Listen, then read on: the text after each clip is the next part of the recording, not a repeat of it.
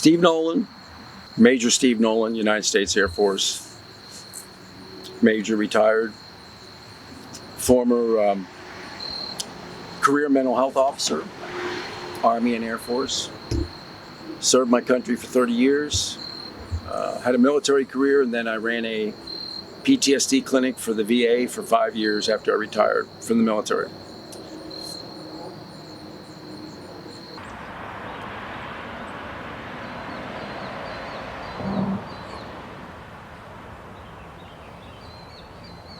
I want to talk about the fact that we have two national emergencies presently. The first, as you all know, is a pandemic. We're in the middle of a pandemic that is taking 1,000 lives a day, American lives a day, and infecting 40,000 people a day. And we have a president who is lying to the American public almost daily on the basic science of this disease, and contradicting his own medical experts and infectious disease experts, world-renowned experts, trying to communicate to the public, and he's contradicting the same information. And that is unacceptable. The second emergency is more important than the first. And people might argue with me on this one because it hasn't resulted in loss of life yet. And that's that we are under attack by a hostile enemy state, Russia. And it's been going on since the 2016 presidential election. Well, it's been going on a lot longer than that, but we had 3 federal investigations that proved that. We expelled 35 Russian spies. We indicted 25 more Russian spies. 12 of those were Russian Army intelligence officers. We had a Department of Justice investigation, a congressional investigation by the House, and one by the Senate, all reaching identical conclusions of extensive Russian cyber warfare against this country, and all confirmed interference in the 2016 election, all confirmed that the espionage and the cyber warfare has not ended. It's still ongoing, and they are still interfering in the 2020 election.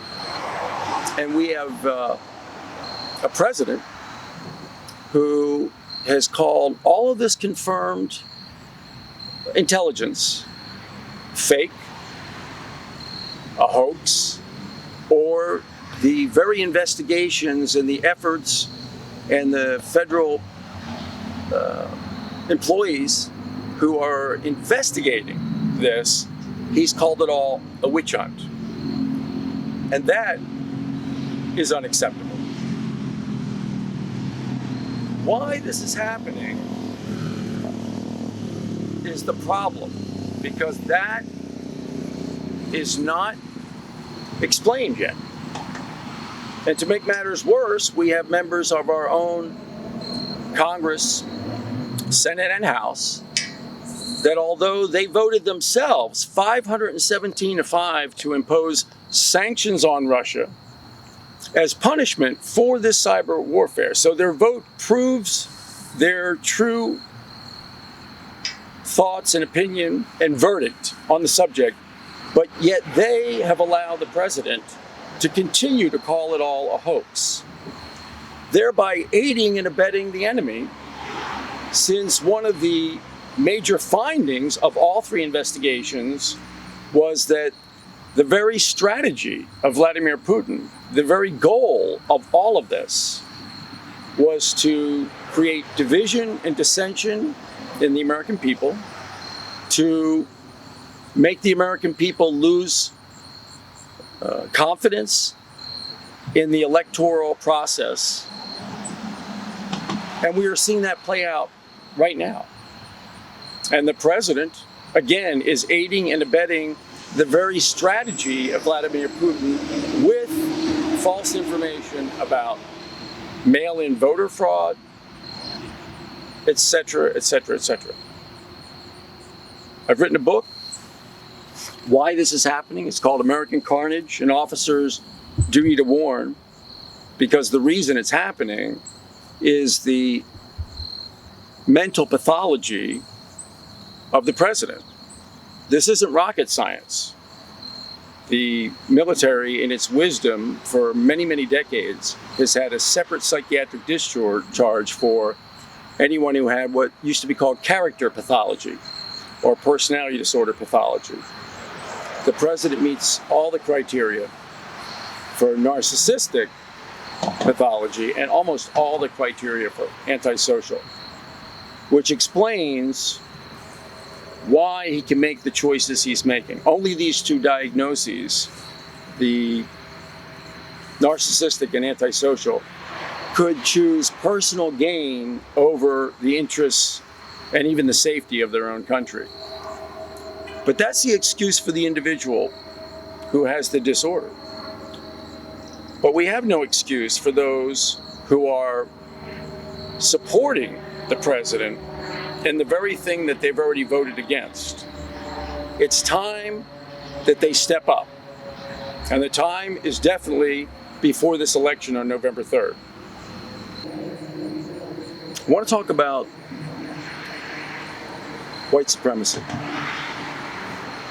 racism, Charlottesville, and just the other night during the presidential debate, the president being asked once again about white supremacy, and even specifically about a particular group called Proud Boys and his inability to separate himself from that movement. Most people know that what was such an abomination about Charlottesville was that the president said there were fine people on both sides. It should have been a no-brainer, an easy thing for a president of the United States to talk about what happened in Charlottesville. Number one, there was a young woman, Heather Heyer, who was killed there, run over by a white supremacist. That should have made his comments really easy. Knowledge of World War II and the Holocaust should have made it easy, as we saw images of neo-Nazis with swastikas and torches marching down an American city street, chanting, "Jews will not replace us." Pretty simple stuff. But one thing people missed out on, and this is one of the things that I've written about in my book, American Carnage, An Officer's Duty to Warn, is even those who found it very offensive, most people don't realize what an abdication of responsibility it is on the part of the president, because the president is always commander-in-chief at the same time he's president. And to be in the KKK, to be a neo-Nazi, to be a white supremacist is a disqualifier from military service. Their beliefs are unconstitutional. In fact, their very manifestos have to do with violating the equal rights and constitutional rights of other American citizens. So none of them could ever get past a recruiter, and yet the commander-in-chief of all the military is unaware that these people would be disqualified from military service. And so there was no excuse for calling them fine people. Just as we saw the other night, where he was asked in the presidential debate to denounce white supremacy, and he was asked about this one particular group called Proud Boys, and rather than denounce them, he actually told them to stand by, almost like a private army of his that's on hold to do his bidding. Now again, I'm not into politics. My area of expertise is mental health. And so, once again, if I had any soldier, sailor, Marine, airman who held these beliefs and somehow had made it through a recruiter and basic and all that, and then we found out they were white supremacists, they are going to be discharged. If in the interview we find out that they like these views, they're proud of these views, they recruit for these organizations, then we're most likely finding character pathology, what we call character pathology, which is not just un-American beliefs, but a particular mental disorder where they cannot absorb the principles and agree with the principles that we found our society on, like the Ten Commandments, like the rule of law, like just simply right from wrong. In fact, anyone can look up the criteria and just Google in what we call the DSM, the Diagnostic and Statistical Manual of Mental Disorders, and you could look up narcissistic personality disorder or antisocial personality disorder and compare all those traits with the President of the United States. But I'll give you a cheat sheet, a real shortcut. These people, they lack sympathy, they lack empathy, they're pathological liars, and they can't figure right from wrong. And that's why we disqualify them. Imagine just pathological lying alone would get you kicked out of the military. In fact, it would get you discharged from almost any job. You're not allowed to lie to your boss or your subordinates. So you have an individual that doesn't have sympathy, empathy, lies, and cannot distinguish right from wrong, or doesn't care, doesn't choose one right over wrong. We can't afford to put them into a combat zone. They are the ones that are going to violate the Geneva Conventions. And our own president meets all this criteria.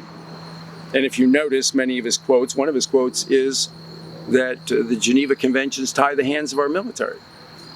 He pardoned a war criminal. And he didn't just pardon him. He returned his Navy SEAL Trident. And then he didn't stop with that. He invited him to Mar-a-Lago, his private residence, and hailed this convicted war criminal who stabbed a 14-year-old prisoner in the neck as a great warrior. This destroys the entire system. I'll juxtapose this with a personal story from my family. My mother was a World War II combat nurse. She was in all 5 major battles, landed in Normandy. She was a heavy casualty field hospital nurse. She treated survivors of the massacre at Gardelegen and survivors of Bergen-Belsen concentration camp. Occasionally, she had to reassure her Nazi patients that her hypodermic needles did not contain poison. This doesn't represent the weakness of America. This represents the greatness of America.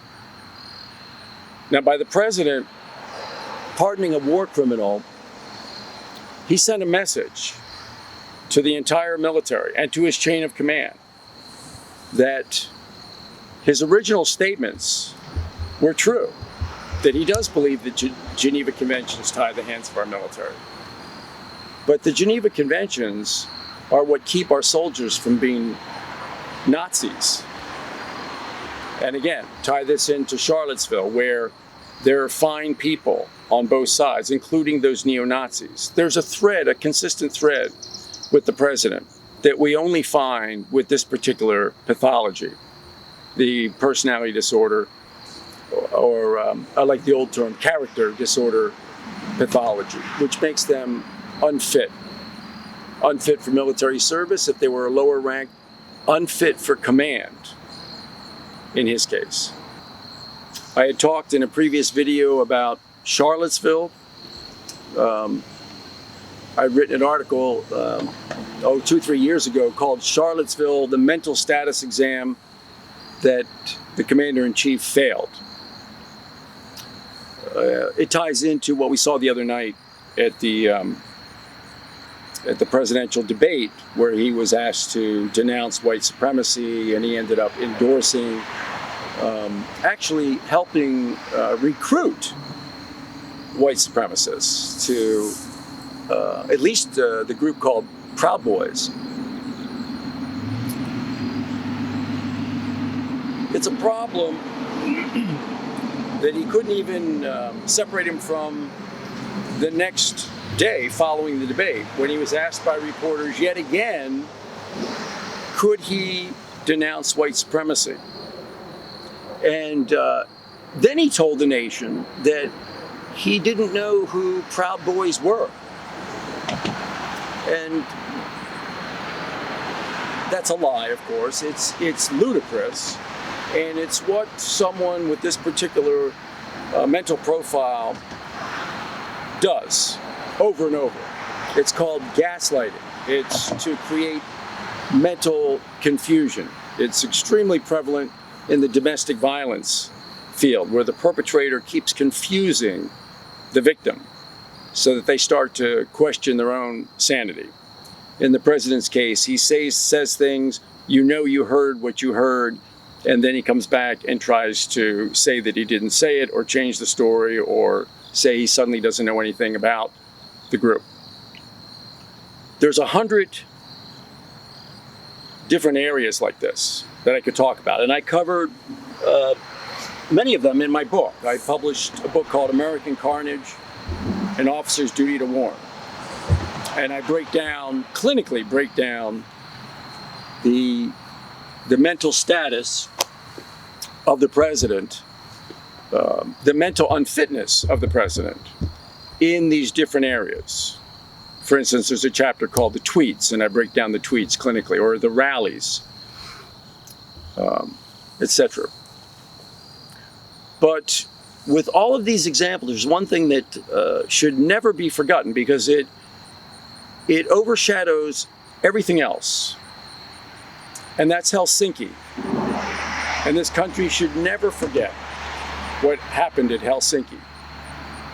And it's funny, because before I was a mental health officer, and that was the bulk of my career, I started my career as a line officer in electronic security in Alaska.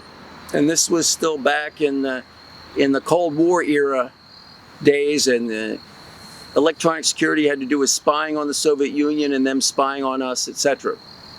They were enemy number one. In my entire career, the Soviet Union / Russia has been our number one enemy. It's not rocket science. They're our enemy for the simplest reason of all, is that we believe in inalienable rights for all citizens and for all people globally. And Russia, the Soviet Union, does not believe in inalienable rights. In fact, they have institutionalized, as has China and North Korea, the violation of individual rights. And that's why it's a pretty easy delineation between the good guys and the bad guys. Senator John McCain, a war hero, a Navy pilot shot down over Hanoi and spent more than 5 years in prison, being tortured, said that the President of the United States went to Helsinki and abased himself in front of a tyrant. And he most certainly did. But what happened there was also the greatest proof of this particular mental disorder and mental unfitness for command.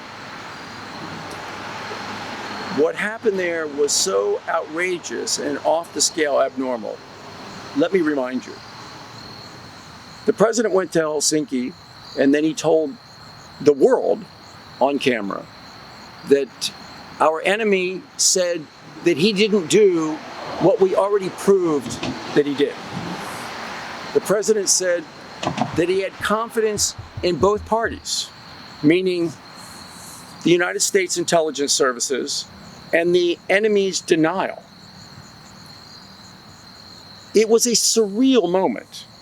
This is the equivalent of John F. Kennedy telling us that he met with Nikita Khrushchev and that President Khrushchev assured him that there were no missiles in Cuba, when we already saw the missiles in Cuba. We already had satellite photography.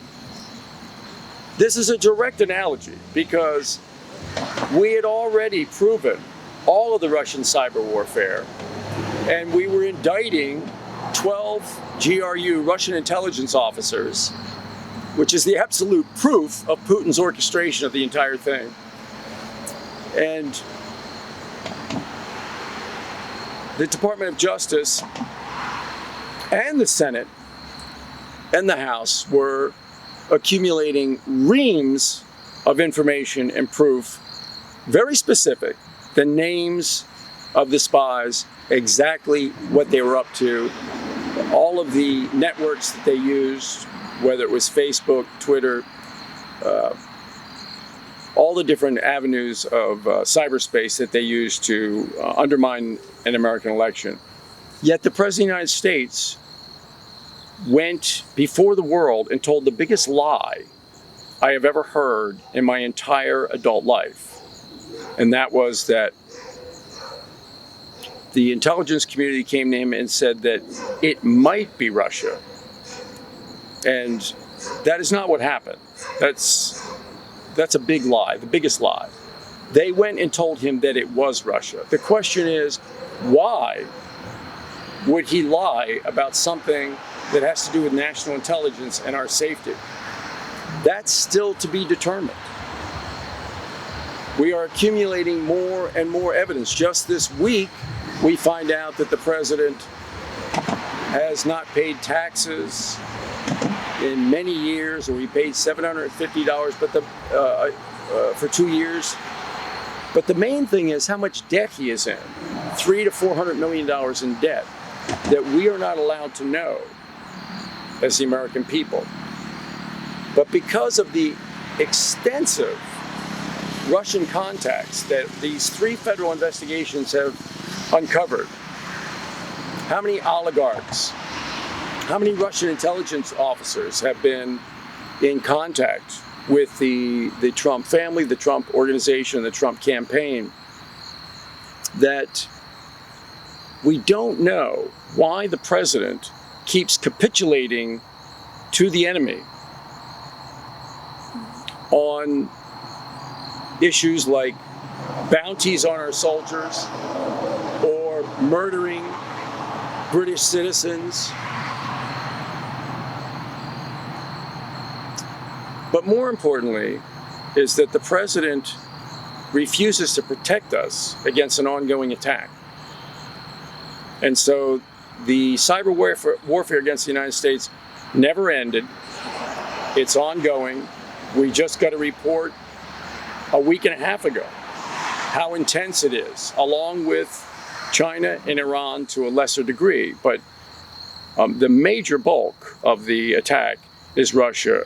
And the president still cannot come forward and tell us what it's all about and protect us. Instead, it's still a hoax. From a mental health point of view, let me summarize this by saying the only sane response to an enemy attack on your country is the President of the United States to come forward and make a public statement to the people saying, here's what we uncovered, and here are the measures we've taken to stop it, to punish the perpetrator, and to make sure that it doesn't happen again.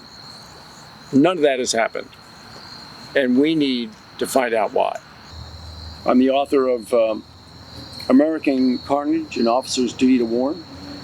This is a book published in July, based on my career and my expertise, and particularly all the experience over all the years in separating particular malady, mental disorder from the military, who are maladaptive, incurable, and a threat to the esprit de corps on the home front, or a threat to our reputation if they're deployed to a combat zone. And maybe worse than our reputation, perhaps war atrocities. We're in beautiful Washington's Crossing State Park, fitting place, although the polar opposite of our current commander-in-chief. I'm sitting at the spot that many believe is the exact spot that George Washington crossed the Delaware to march to Trenton to fight the British and the Hessians.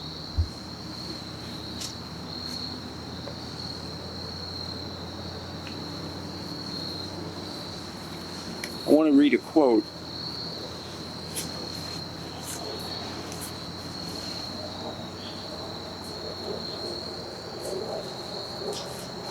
from George Washington's farewell address as he was stepping away from the presidency and all power. At the end of his address, he said the following: "Though in reviewing the incidents of my administration, I am unconscious of my intentional error, I am nevertheless too sensible of my defects not to think it probable that I may have committed many errors." The humility of that is the opposite of the narcissist. Great leader, great warrior, great example of where the power in this country lies, and that's with we the people. I want to read something from my book, American Carnage, but it has to do with the photo that I chose for the cover.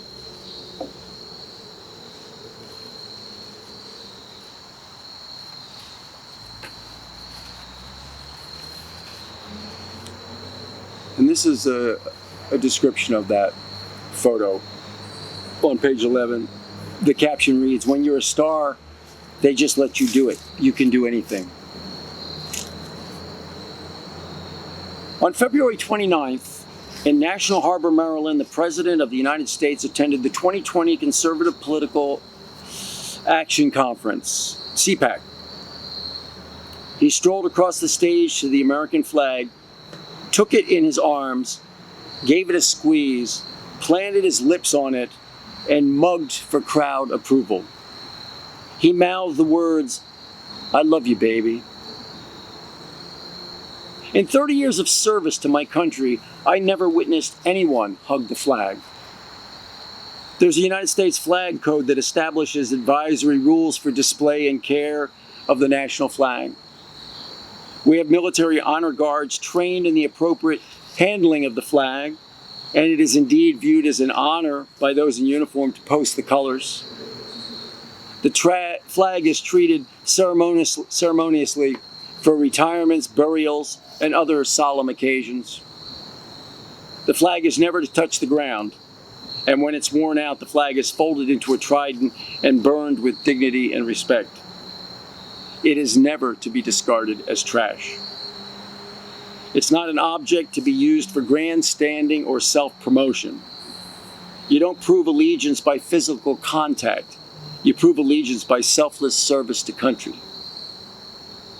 My mother, Lieutenant Catherine Flynn Nolan, earned 5 battle stars during World War II for her brave service as a heavy casualty field hospital nurse in the European theater. She treated survivors of the massacre at Gardelegen and the Nazi concentration camp at Bergen-Belsen. She loved the American flag. She put it out every morning and took it in every evening. It was done respectfully. There was something sacred about it. She had seen too many die defending it, the ideals for which America stands. She had seen it draped over too many caskets, including my father's. If there's one visual, one symbol that could summarize a reality TV star's presidency, If there's one act that could define the emotional deficits and limitless manipulation of the narcissistic personality, this is it. The first self-admitted sex offender to run for public office grabbed the flag and used it for his own gratification. I'm going to start by reading something right from the beginning of the book, the first pages of the book, to set the tone for the mental status component of this. This is right from the prologue. Many clinicians have spoken out or written about the mental status of this president out of a duty to warn. This phrase refers to the limits of confidentiality in situations where the client intends self-harm or harm to others. In those circumstances, it is understood that the responsibility to the greater good overrides client-therapist privilege. While not able to formally diagnose a non-patient, a clinician can and should warn others when they see imminent danger. The purpose of this book is likewise not to diagnose, but to inform what a particular diagnosis looks like in a position of leadership, and in this case, vast power. In this case, the danger is so great that mental health professionals have felt strongly that obligation to warn while refraining from diagnosing, because it is a public health and safety issue. We are experiencing one of the most critical moments in our nation's history, and it is directly dependent on the mental health of the sitting president, whose impairments are doing demonstrable harm to our citizens, our democracy, and the world planet. There's no clearer example of a duty to warn than this. In June 2019, I had a conversation with a U.S. congressman trying to explain why it appeared that we had our first personality disordered president. He said to me, "I think all politicians are narcissistic personality disorders." He meant large ego, which is not mental impairment. This is the problem when a term like narcissism has a common lay meaning. I conceded that politicians, movie stars, pop stars have larger-than-life personalities, and we sometimes use pejorative labels like egomaniac, but this is not the same as mental illness. I explained to him that he and most politicians were capable of feeling sympathy and empathy, know truth from lies, understand right from wrong. This misconception, confusing a large ego with a very real and potentially dangerous pathology, is silencing those who need to speak out and threatening the checks and balances needed for the survival of the republic. Now, anyone can look up, and I could read on, and I'm not going to read these boring things right out of the manual, what's called the DSM, the Diagnostic and Statistical Manual of Mental Disorders. But anyone can look up, and I encourage them to look up the criteria for narcissistic personality disorder and antisocial personality disorder, and decide for yourself. And I think you'll see that the President of the United States meets all the criteria for narcissistic personality disorder and almost all the criteria for antisocial. But as I said to the congressman, I'll give you a shortcut. And all those points need to be absorbed and they're relevant. All the different traits of this person that appears to be what the congressman thought was an egomaniac. And they're all relevant.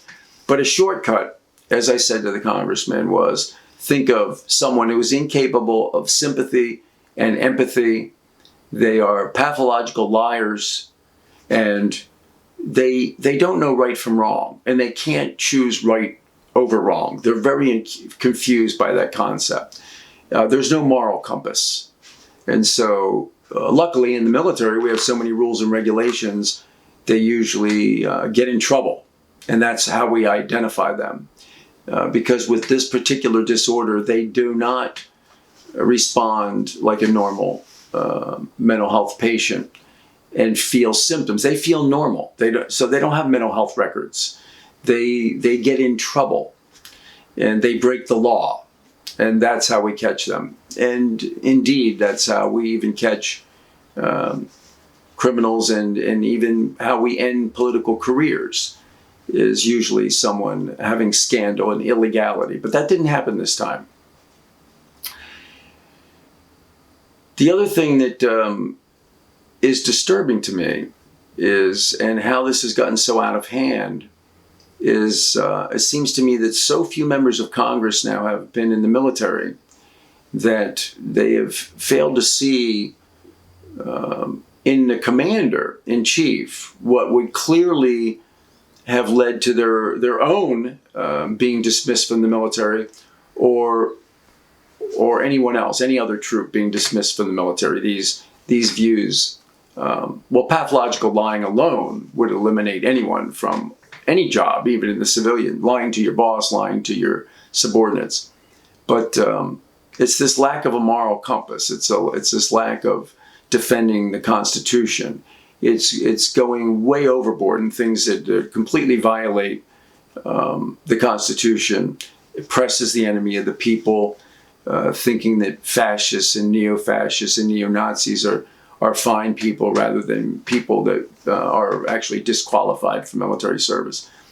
And you certainly don't have to be in the military to get these concepts. We have ex-presidents that were never in the military, and they were great patriots, and they got it, the it being the Constitution of the United States, the one oath that the president takes, members of Congress take, and everyone in the military takes the same oath to defend that Constitution against all enemies, foreign and domestic. I've seen this in the congressional leadership, and I had to conclude that it is from their lack of military service, so many of them, that they could not see what was wrong. I didn't expect them, without a book like mine, to understand it as a mental illness, as a mental pathology. But they still should have seen what was wrong with a president that could attack a POW, Purple Heart recipient, Vietnam veteran, a very honored and revered American hero, Senator John McCain, who spent more than 5 years in Hanoi Hilton and endured torture, and to have a president attack that person is just an abomination, and they should have come to the defense, members of Congress.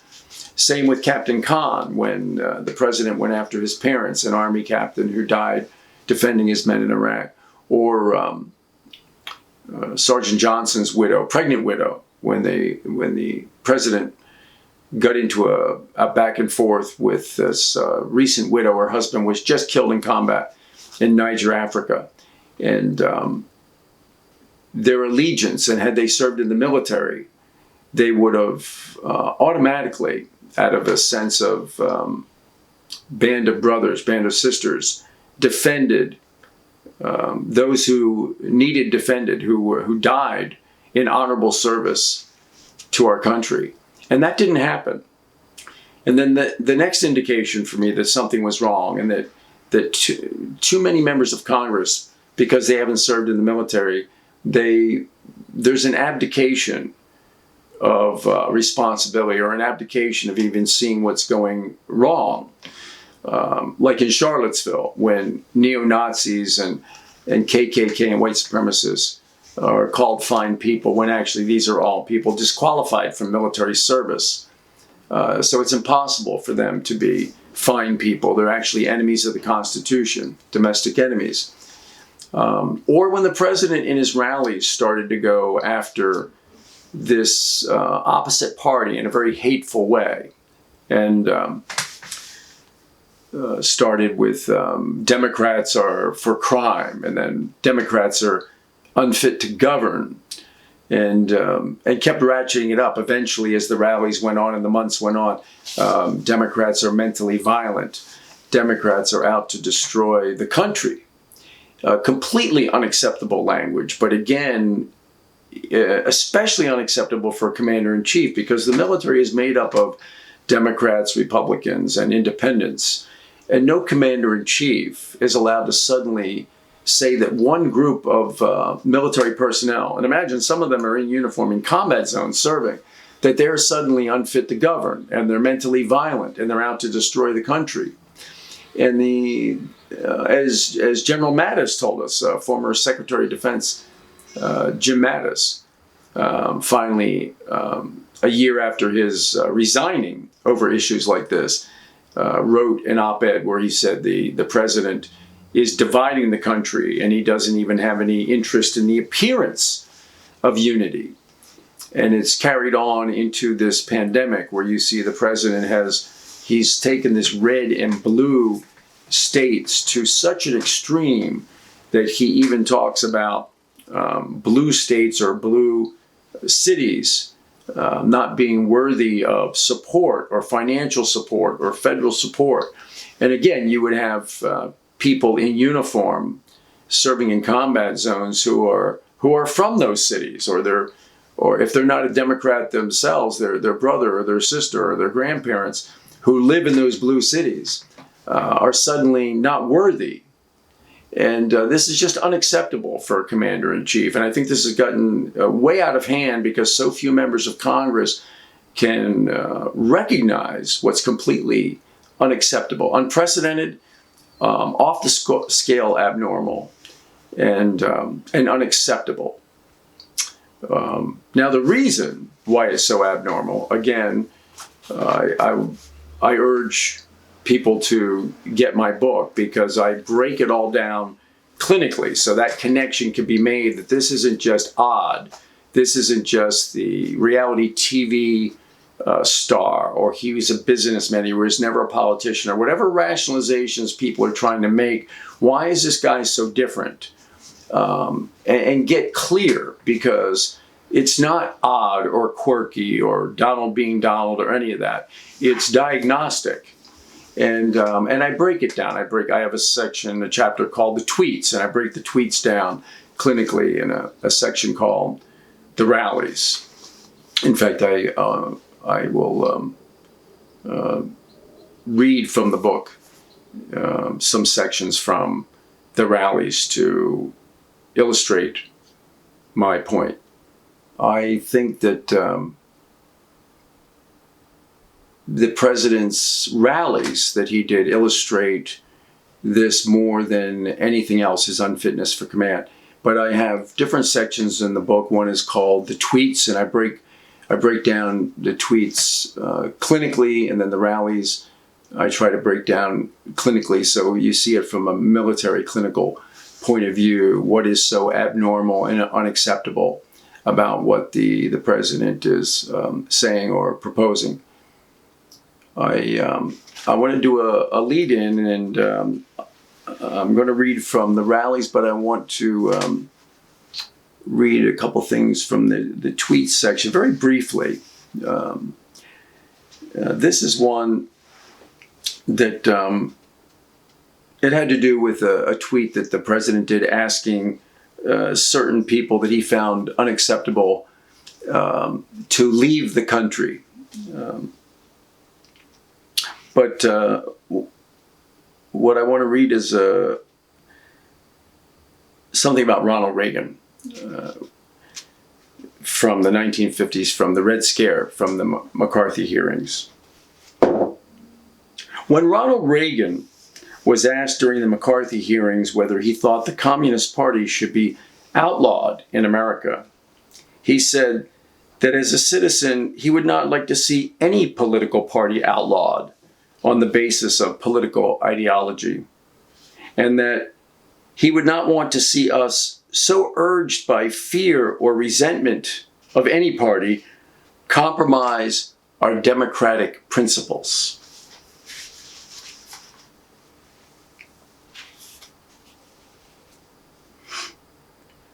And then here's a tweet from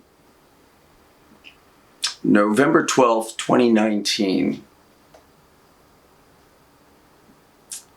And the president tweets, "The left has never accepted the results of the 2016 election.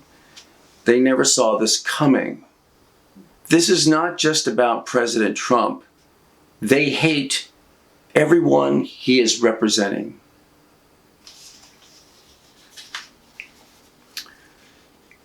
We've never had a president tell the American people that another group of Americans hate them until this president. And it's just not unacceptable language. It fits a particular psychological profile. Now I'm going to read a little bit from his rallies to illustrate this even more. His thinking, his un-American, unconstitutional thinking that actually disqualifies him. It would disqualify him from the military, but he's in charge of the military, and it's a disqualification from his office, this sacred office that he holds.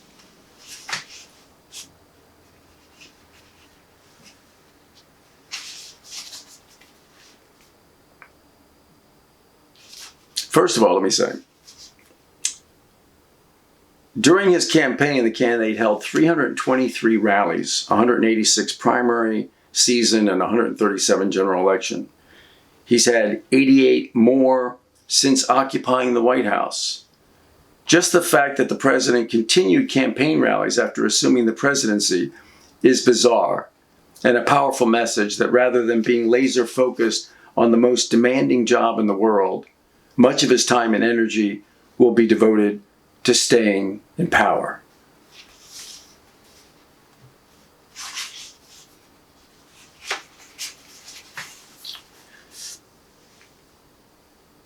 On January 9th, 2020, at a rally in Toledo, Ohio, the president said about Democrats, they are vicious, horrible people. They're horrible people. They have never been more extreme. They are stone cold crazy. What they do is a disgrace. These remarks themselves are a disgrace. They are divisive. They are a betrayal of his office, and like so many of his declarations at his campaign rallies, should have brought condemnation within Congress and even the Pentagon because of the military personnel serving overseas in combat zones defending this and other countries who are members of that party. It's just unacceptable that these servicemen and women would be called vicious, crazy, and a disgrace. We all have family members who are Democrats. No president has the right to slander them, and no president has ever done so before. The narcissist holds up a mirror of projection. His words apply to himself. Vicious, crazy, a disgrace, and totally unacceptable. It's not good enough that Congress and military leaders recognize this. It is so inappropriate that it must be opposed. The president continually victimizes individuals or groups with impunity. There's only one reason why. On November 1st, 2019, at a rally in Tupelo, Mississippi, the president started the rally by calling himself the best president we've ever had. But he was just warming up. He told the crowd, the media and the Democrats have been involved in a corrupt partnership to thwart American democracy by any means necessary. This language is so hateful, so much an abdication of truth, that is dangerous. He said that Democrats are mentally violent. Think about that message. Think of the implications. Think how sick, how abnormal it is for the President of the United States to stand before an audience of thousands and tell these citizens that other citizens in another party are mentally violent. There's only one motive possible for such hate speech, a motive unacceptable for an office that carries the obligation of national unity. It is the type of language that has led to atrocities in other countries.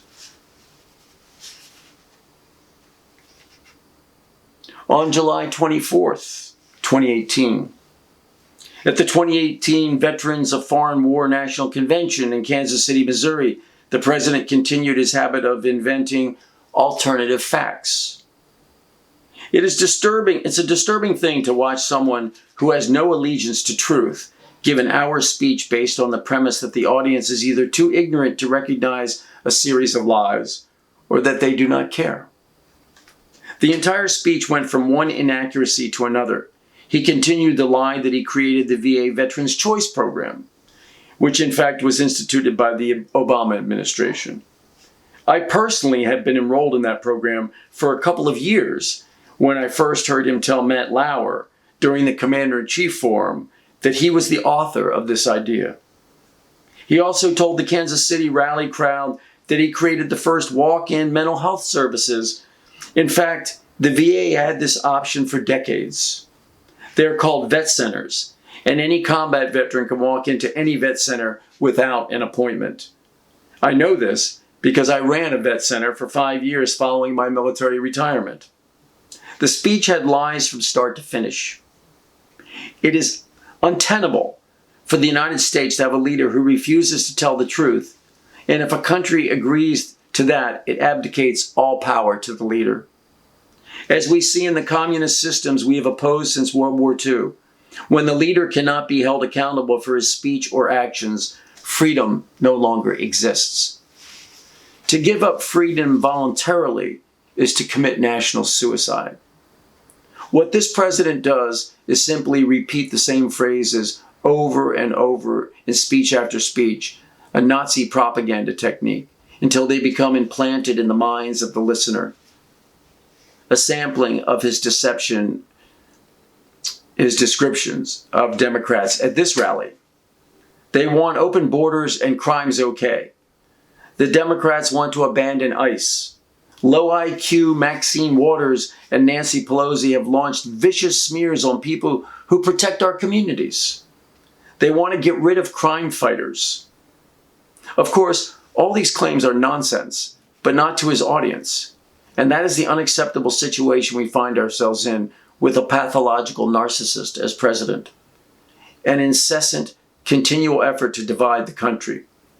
When the president said farewell to the VFW crowd in Kansas City, he went into a recitation of one nation under God and stopped right there. A very accurate place for him to end, because the next word is indivisible. And the next phrase is with liberty and justice for all, which proclaims the highest goal and the ultimate trust of this high office, one which he is incapable of honoring. On June 18th, 2019, at the official launch of his campaign for a second term in Orlando, Florida, the president took his anti-American rhetoric to a crescendo. Our radical Democrat opponents are driven by hatred, prejudice, and rage. They want to destroy you, and they want to destroy the country as we know it. One is practically rendered speechless by such a quote coming from the President of the United States.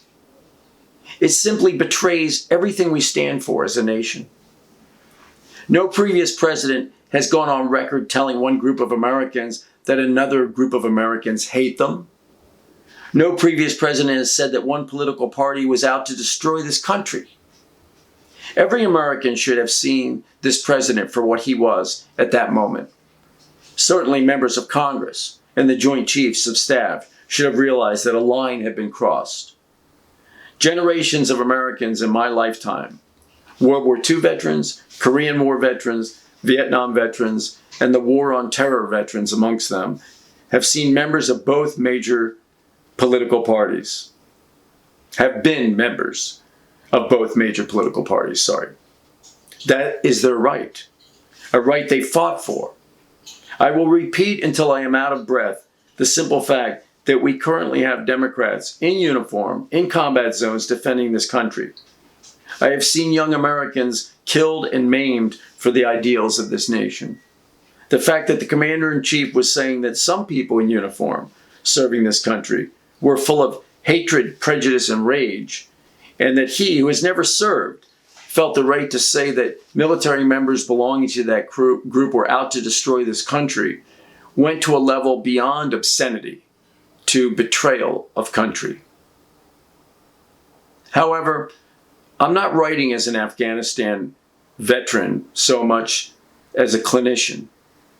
I do not want to write out of my anger, but out of clinical experience.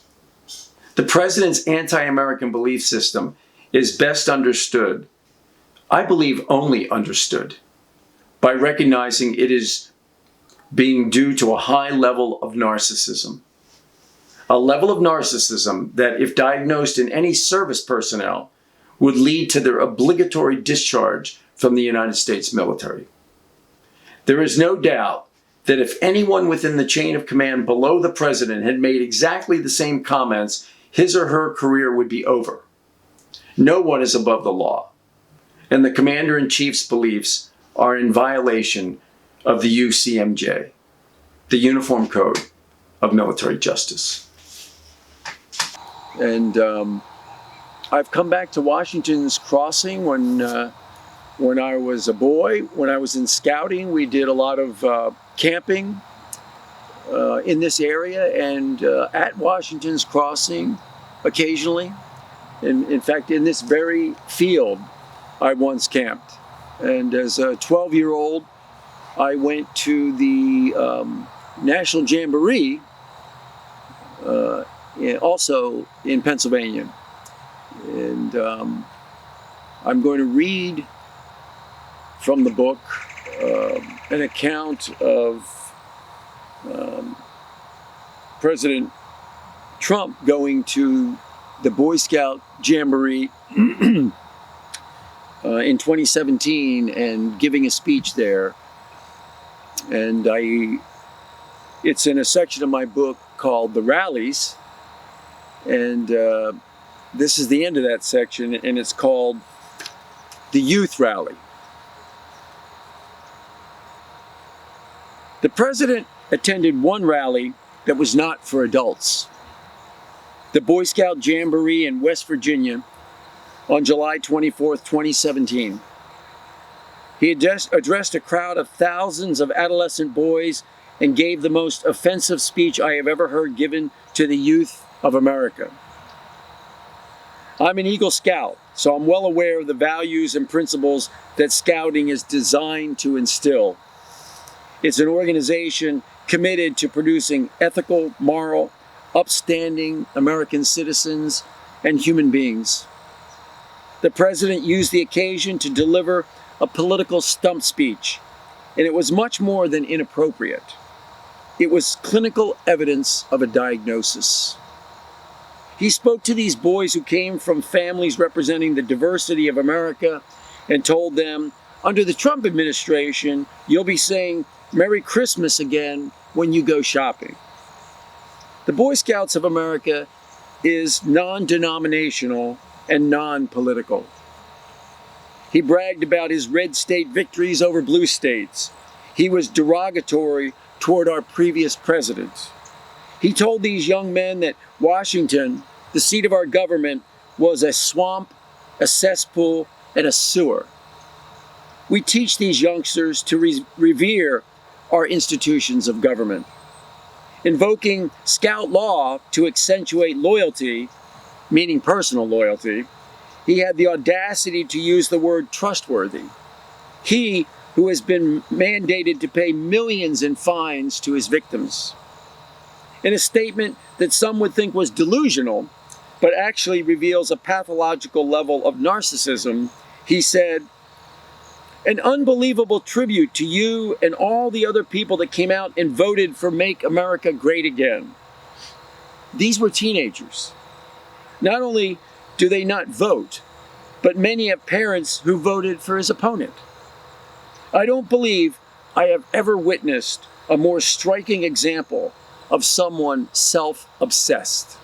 I felt a duty as a clinician and as a career military officer to write a book about our Commander-in-Chief's unfitness for command and mental unfitness for command, And I'm piggybacking on a lot of work, as it turns out, with Bob Woodward and a slew of books. But the president's niece, Mary Trump, wrote one at least as a mental health professional, and her take on how this family, and a family very dysfunctional and abusive family, produced this man, who she calls the most dangerous man on the planet. And John Bolton, National Security Advisor, wrote a book, sort of a tell-all book of what it was like to be up close and personal in the room where it happened, is the name of his book, saying how bizarre all of these interactions were with the president, with particularly Ukraine and North Korea. Things that really, the actions are so off the scale, abnormal, that they run into what I'm talking about, which is diagnostic material of mental pathology on the part of the president, although John Bolton is not a mental health professional, so he can only say that it was wrong, it was scary, it was frightening, it was something the likes of which he's never seen, and that his conclusion is that the president is unfit for command and he will not be voting for him. I want to read from the very end of the book, the conclusions of the book, if I may.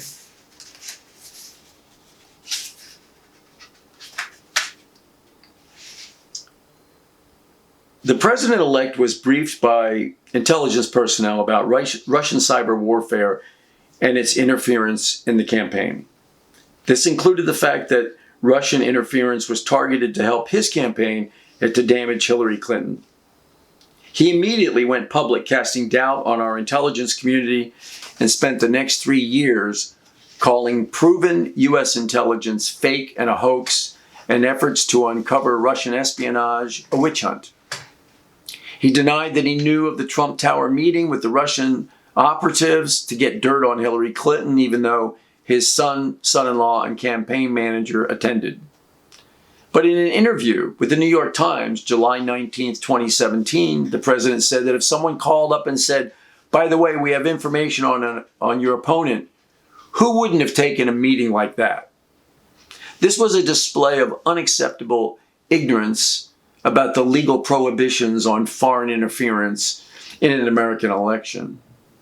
He repeated this when he told George Stephanopoulos in June 2019 that he would accept such a meeting in the future if the opportunity arose. This is diagnostic of narcissists, their struggle with determining right from wrong. Normal people evaluate issues such as this by using their moral or ethical compass. But this does not happen with NPD. They put everything through the filter of their own personal benefit exclusively. And they behave as if what they do or say is not shocking or controversial, because to them it is not.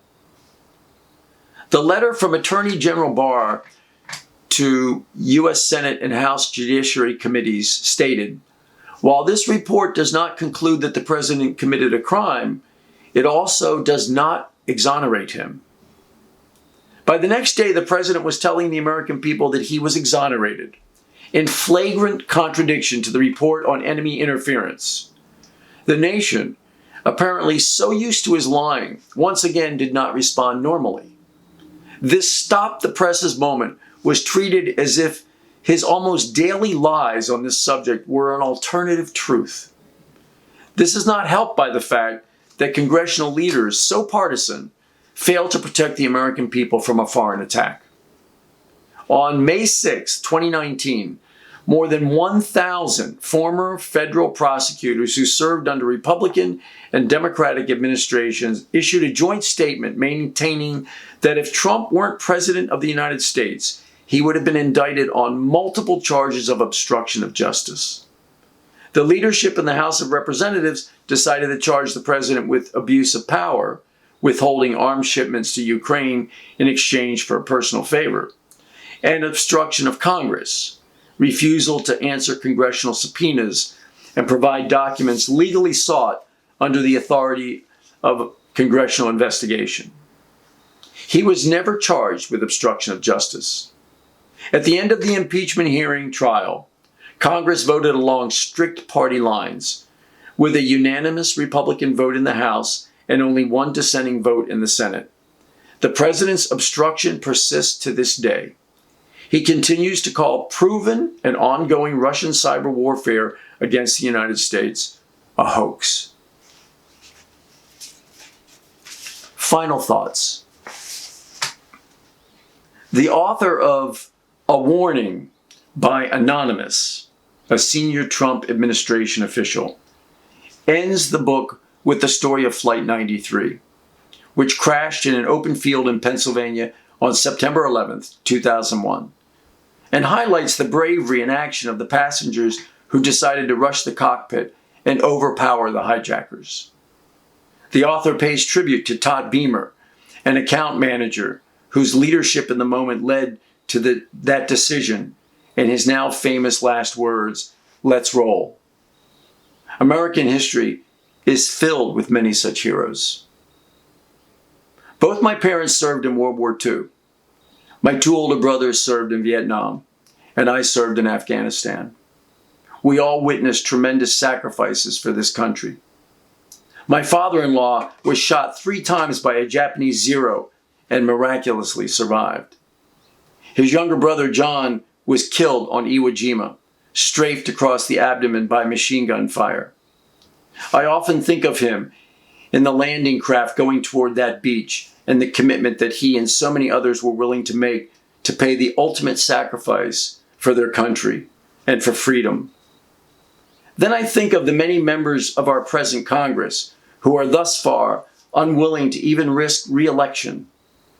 I hope that some, or many, have a change of heart, conscience, and muster enough courage to act selflessly on behalf of our democracy before it's too late.